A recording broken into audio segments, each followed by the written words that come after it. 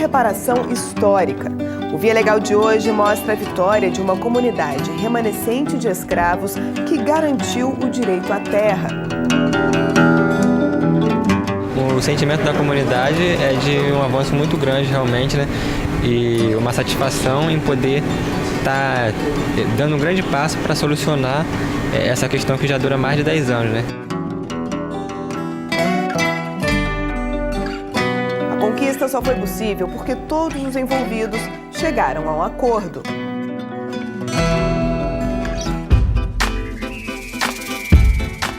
A gente também fala sobre a aposentadoria. Por que o aumento da expectativa de vida dos brasileiros pode diminuir o valor do benefício? São várias regiões no Brasil, são vários tipos de classes sociais, e usar um fator para todos os brasileiros do Nordeste, do Sul, com um IDH de vida completamente diferente, eu já acho uma injustiça. Tem ainda a história de Alane. Há 10 anos, ela aguarda por uma cirurgia nos pés. A esperança agora vem de uma decisão recente da Justiça. Nosso programa está só começando. Ir à padaria, ao banco, pegar um ônibus. Se para a maioria das pessoas essas atividades fazem parte da rotina, para uma outra parcela da população representam um grande obstáculo. Eu estou falando de barreiras físicas que precisam ser vencidas diariamente por quem tem algum tipo de deficiência. A falta de estrutura adaptada ainda é regra em muitas cidades do país. O repórter Marcelo Magalhães esteve em Passo Fundo, no Rio Grande do Sul, para mostrar como esse desrespeito levou a União ao banco dos réus. Quem vê Rosângela assim, tranquila no trabalho, não imagina os obstáculos que ela enfrenta todos os dias para chegar aqui. É muito complicado, porque se a gente não tem acesso às calçadas, para pegar os ônibus também é muito complicado. Dias de chuva, para a gente, no caso assim, que usa a cadeira motorizada, é muito difícil, porque os taxistas, eles se negam realmente, eles dizem que não tem como colocar a cadeira. E bastaram alguns minutos acompanhando Rosângela para constatarmos os problemas.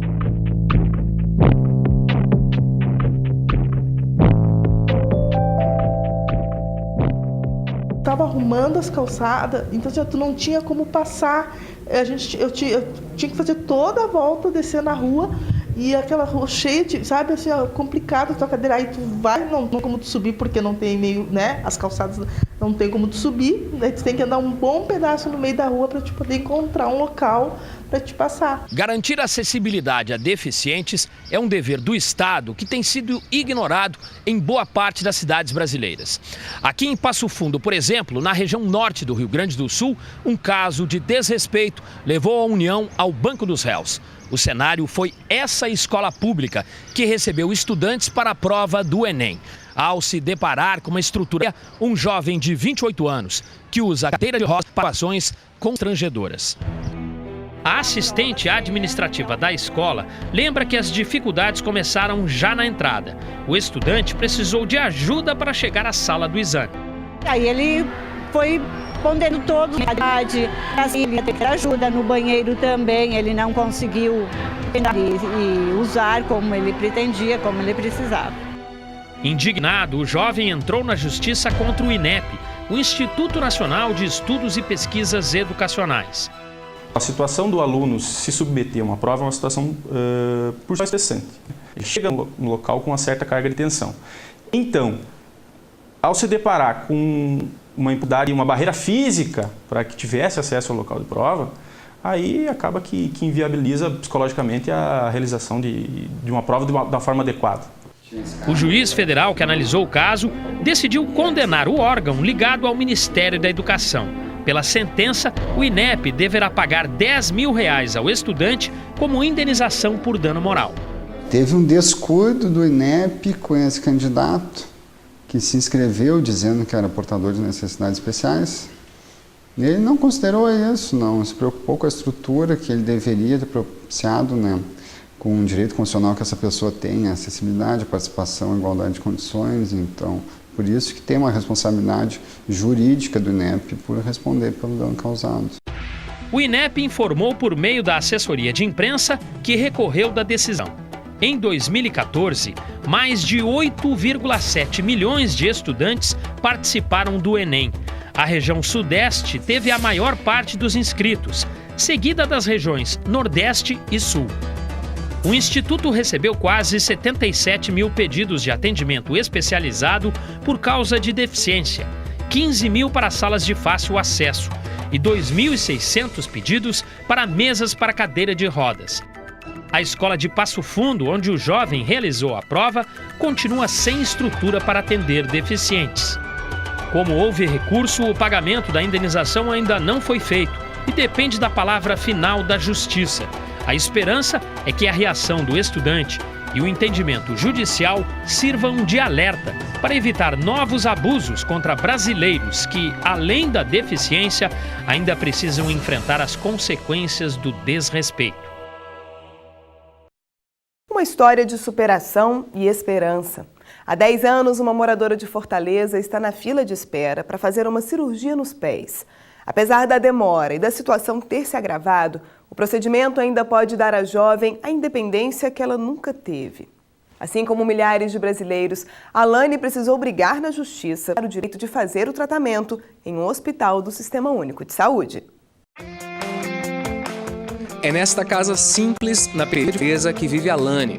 Como qualquer adolescente, a estudante de 17 anos está cheia de planos. E o desafio começa logo cedo, na hora de ir para a escola. Aí eu tenho que escolher uma roupa ainda. Bagunço meu guarda-roupa todinha atrás de uma roupa. Aí para montar um look. Antes de sair, ela ainda confere se acertou. Sou muito vaidosa, sou louca por maquiagem. Tudo pronto, é hora de sair de casa. É quando descobrimos uma diferença de Alane para outras adolescentes. Ela tem uma doença nos pés e, para se locomover, precisa da ajuda da mãe. Dona Marinete conta que soube do problema da filha ainda na maternidade. Mas não foi nada demais, mãezinha, foi só... Ela nasceu congênito, com o pezinho torto. É que Alane sofre de uma pseudoartrose congênita nos 2 pés. Pseudoartrose, falta de consolidação de uma fratura. Então passa a existir um movimento onde não é. Pseudo é articulação, pseudo falsa, é uma falsa articulação que existe.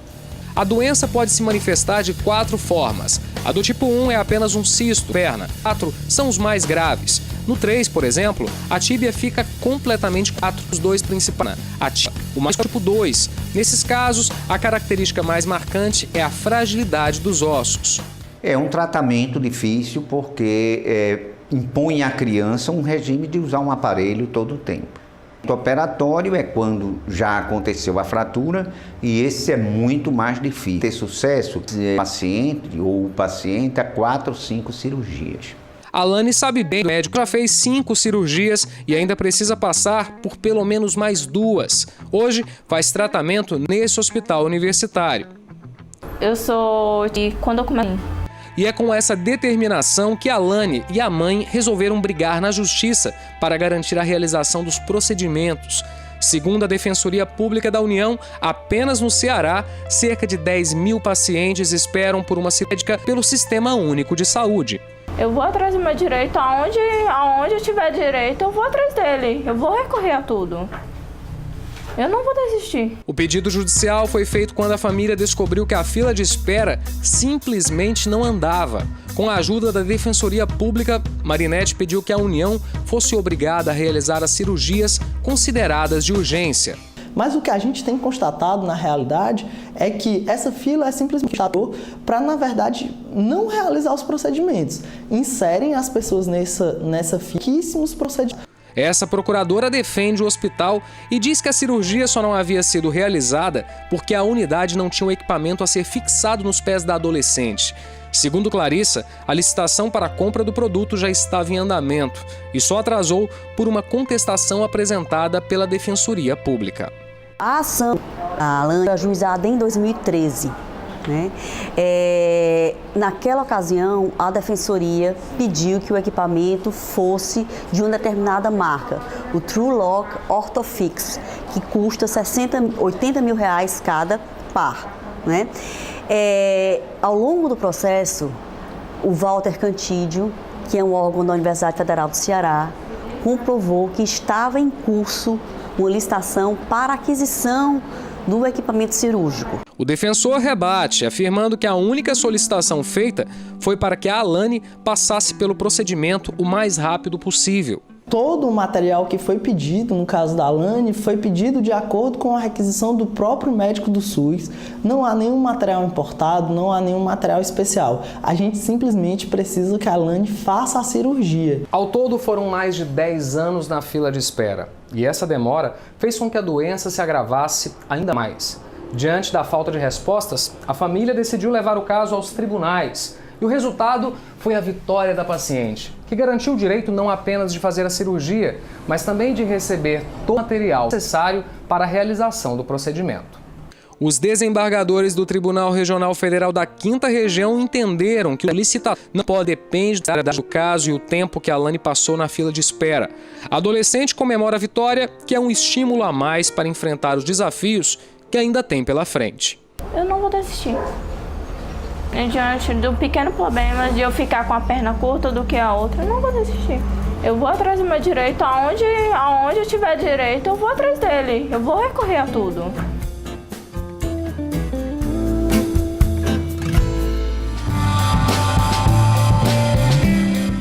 Trabalhar durante 30, 35 anos e depois descansar. Esse é o sonho de muitos brasileiros que contam com a aposentadoria para ter tranquilidade nessa fase da vida. Mas essa garantia muitas vezes vem acompanhada de dor de cabeça. É que não são raros os casos de contribuintes que discordam dos valores pagos pelo INSS. O uso do chamado fator previdenciário está entre os principais motivos de reclamação. Veja na reportagem de Letícia Lagoa como esse índice pode influenciar o cálculo do benefício, principalmente no caso dos homens. Joaquim fez a carreira dele em empresas multinacionais. O último cargo foi como diretor comercial. Hoje trabalha em um sindicato para completar a renda da aposentadoria. Em 2014, aos 60 anos de vida e 35 de contribuição para o INSS, começou a receber o benefício. Ele já sabia que seria bem menos do que o salário que ganhava como engenheiro mecânico, mas diz que levou um susto quando se deparou com as contas da Previdência. Eles usaram um fator na fórmula de 0,87, que representa uma perda de 13% sobre o benefício que eu tinha de direito.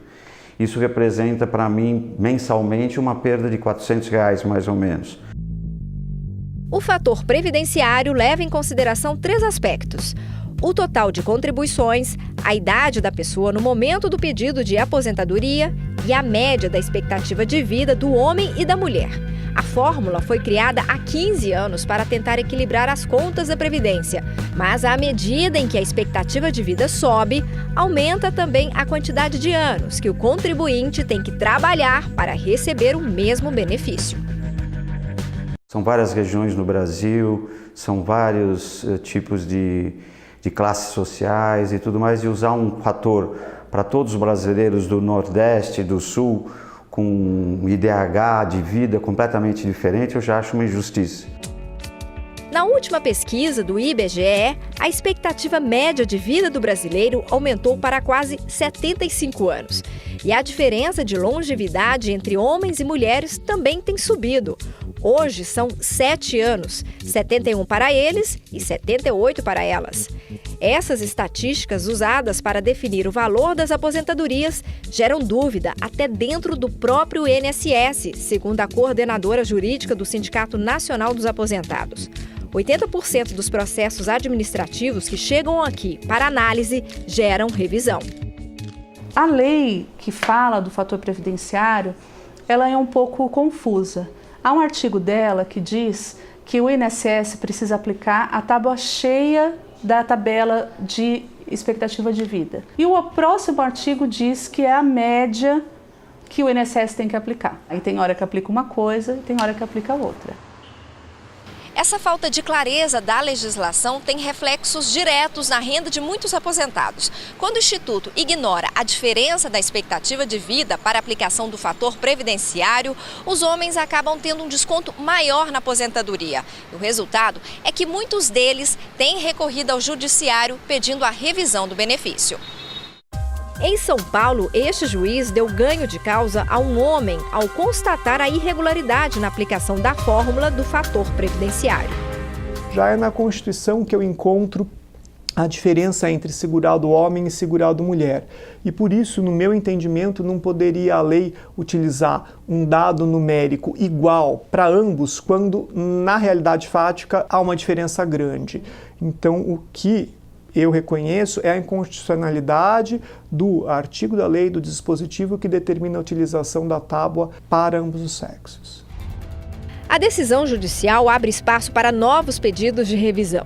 A advogada cita como exemplo a situação de homens que se aposentaram por tempo de contribuição e que recebem um salário mínimo. Para a Tônia, esses trabalhadores também podem ter sido prejudicados pelas regras do governo.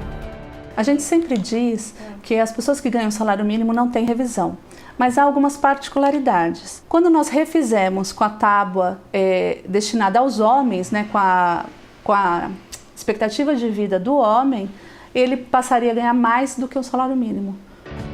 É o caso de Miguel, que se aposentou em 2006. Como recebe apenas um salário mínimo, nunca parou de trabalhar. Agora, tem esperanças de conseguir um aumento na revisão da aposentadoria.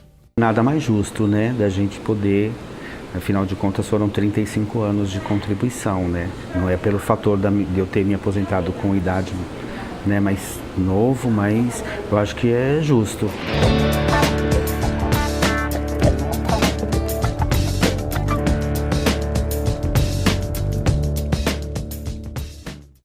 Aumentar a carga tributária e estabelecer regras rígidas para a produção e importação de cigarro. Há um bom tempo, o país tem usado essas estratégias para tentar diminuir o consumo do produto, que é uma das principais causas de câncer. O setor, por sua vez, tem reagido a essa política de governo. Entre as queixas está a que obriga o fabricante a renovar o registro da marca todos os anos.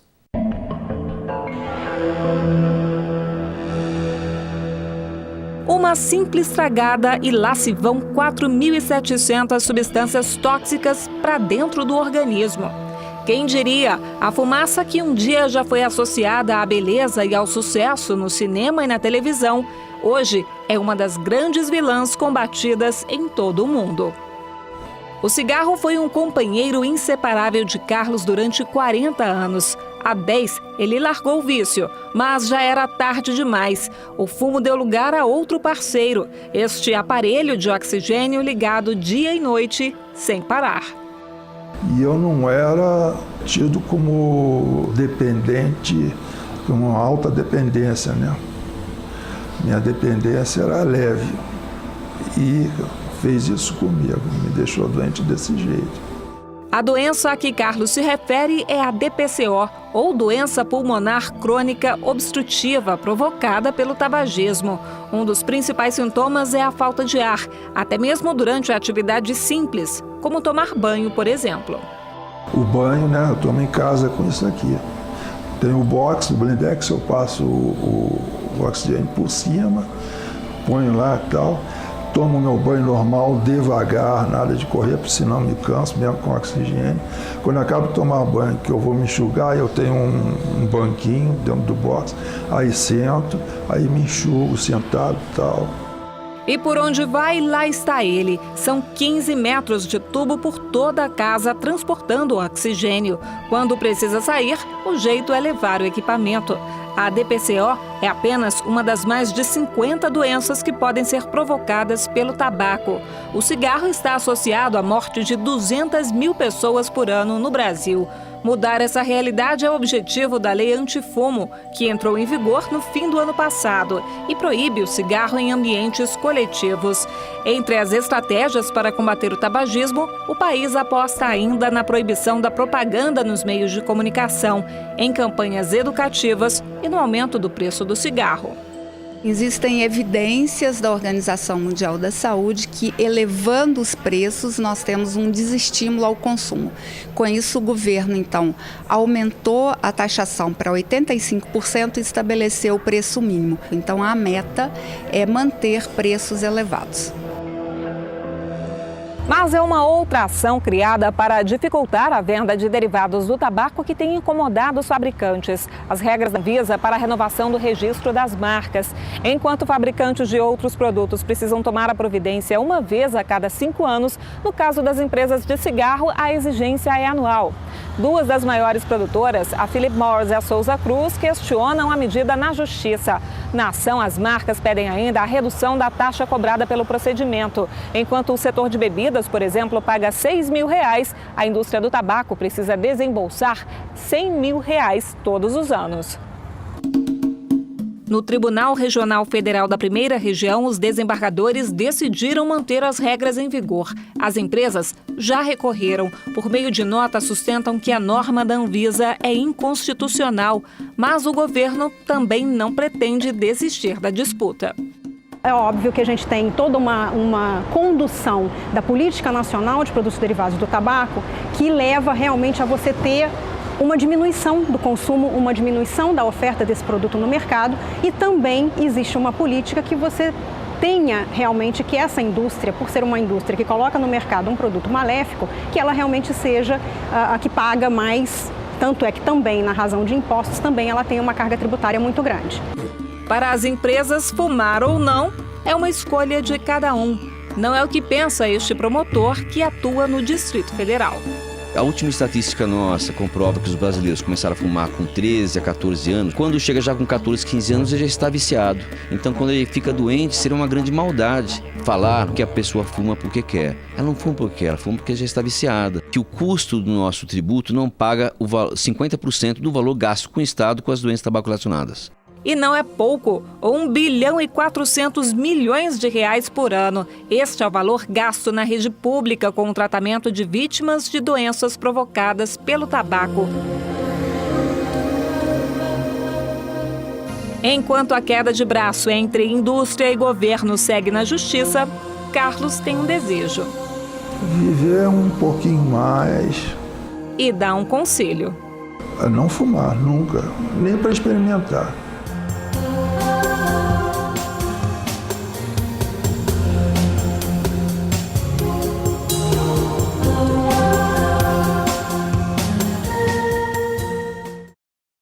Quase 130 anos se passaram desde o fim da escravidão e remanescentes de escravos ainda lutam pelo direito à terra.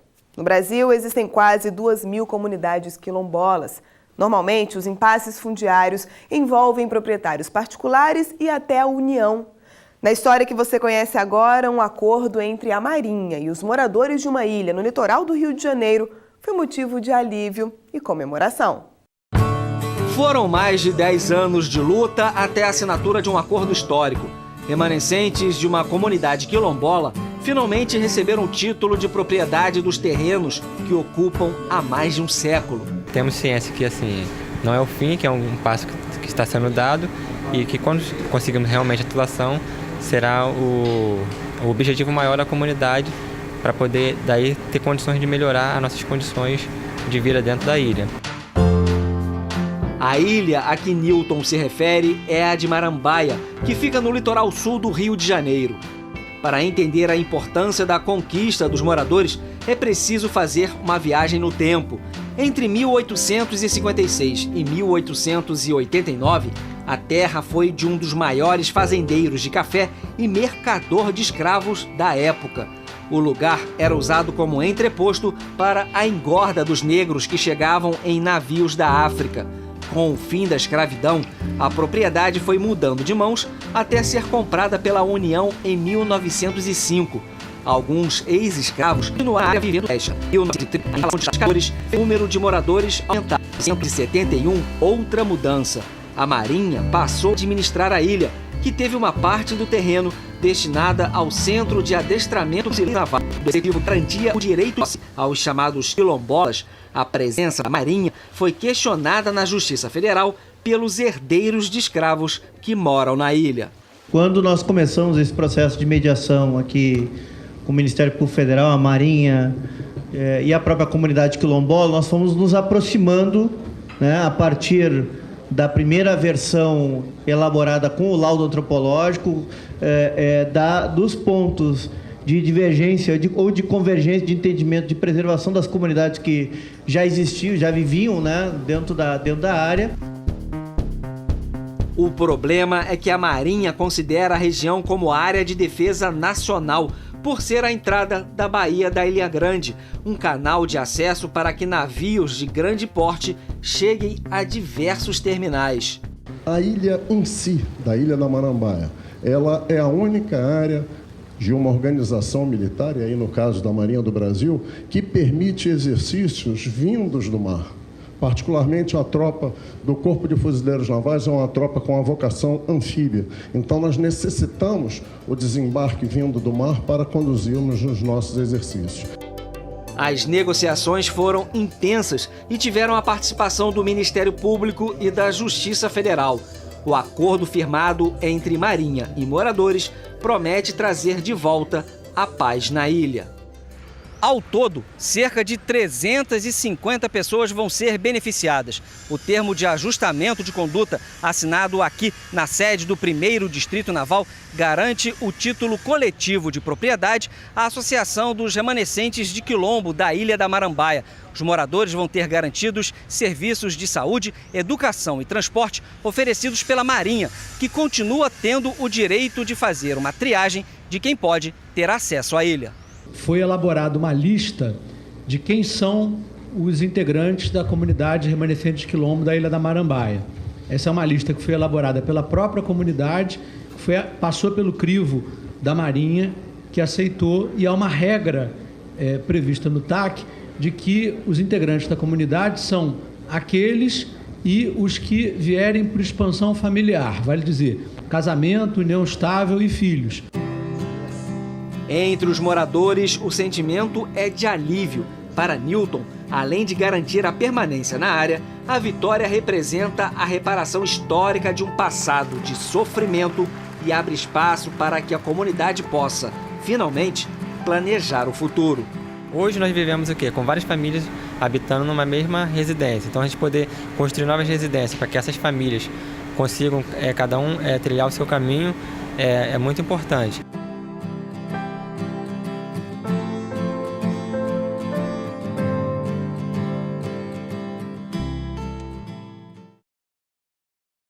E o Via Legal fica por aqui. Você pode rever as reportagens que mostramos hoje e também as edições anteriores acessando nossos canais na internet.